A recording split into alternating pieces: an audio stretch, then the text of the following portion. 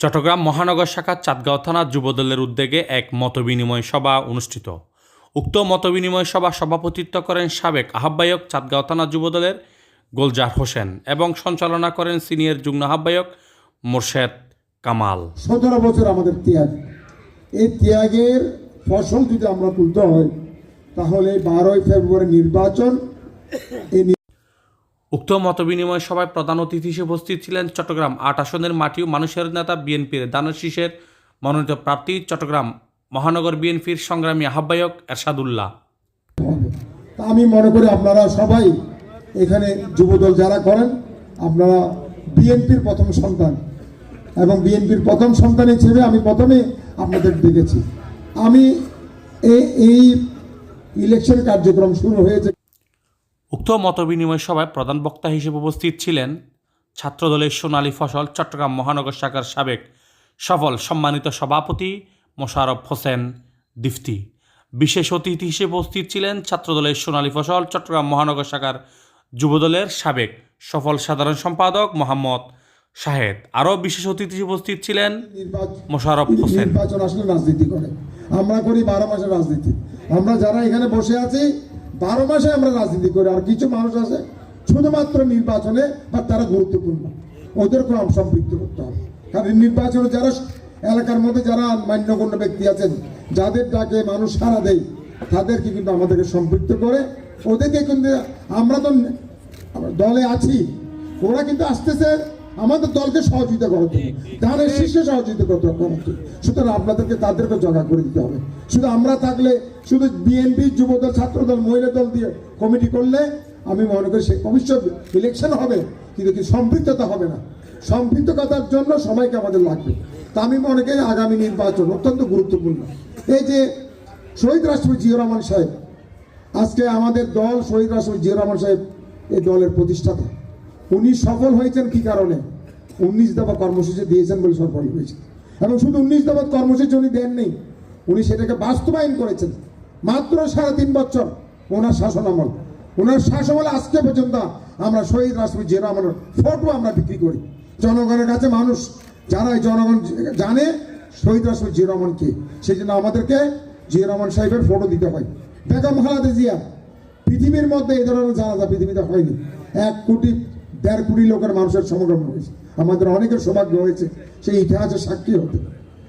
এটা আমাদের জন্য বড় সৌভাগ্যবান। বেগম খালেদা জিয়া, ওনার বেগম খালেদা জিয়ার জানাজা হয়েছেন। আর যারা যারা আমাদের প্রতিজ্ঞ আছেন তাদের কিন্তু রাজনৈতিক জানাজা হয়ে গেছে সেদিন। সুতরাং এটা যে আপনাদেরকে খেয়াল রাখতে হবে। আমাদেরকে বেগম খালেদা জিয়া আমাদের জন্য সম্পদ, শহীদ রাষ্ট্রপতি জিয়াউর রহমান সাহেব আমাদের সম্পদ। এই সম্পদকে আমরা এখনো কাজে লাগাতে পারছি। সুতরাং আজকে আমাদের সময় এসেছে শহীদ রাষ্ট্রপতি জিয়াউর রহমান সাহেবের সুযোগ্য সন্তান।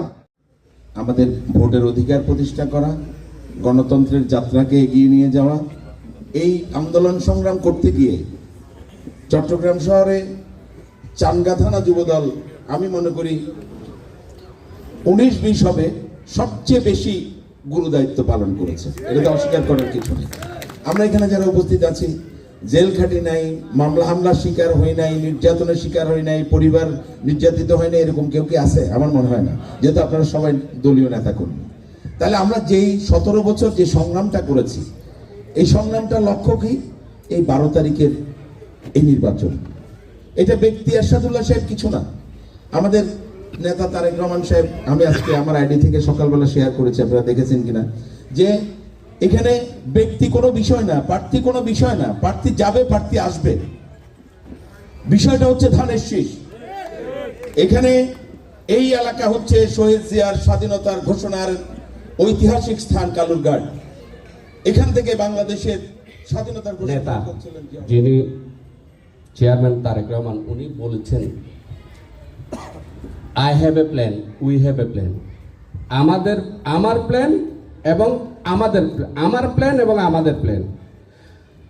আমার প্ল্যান বাস্তবায়ন হবে কিভাবে? আমাদের মাধ্যমে। তাহলে 18 কোটি মানুষের 37 কোটি হচ্ছে হাত।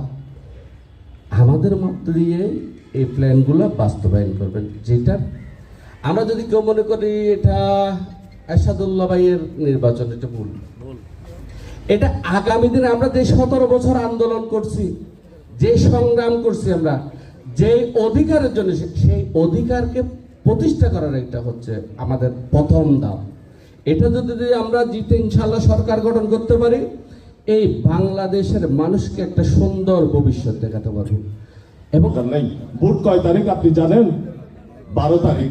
তো 12 তারিখ যখন ভোট, আপনার প্রত্যেকটা মিনিট, প্রত্যেকটা সেকেন্ড আপনার অত্যন্ত গুরুত্বপূর্ণ।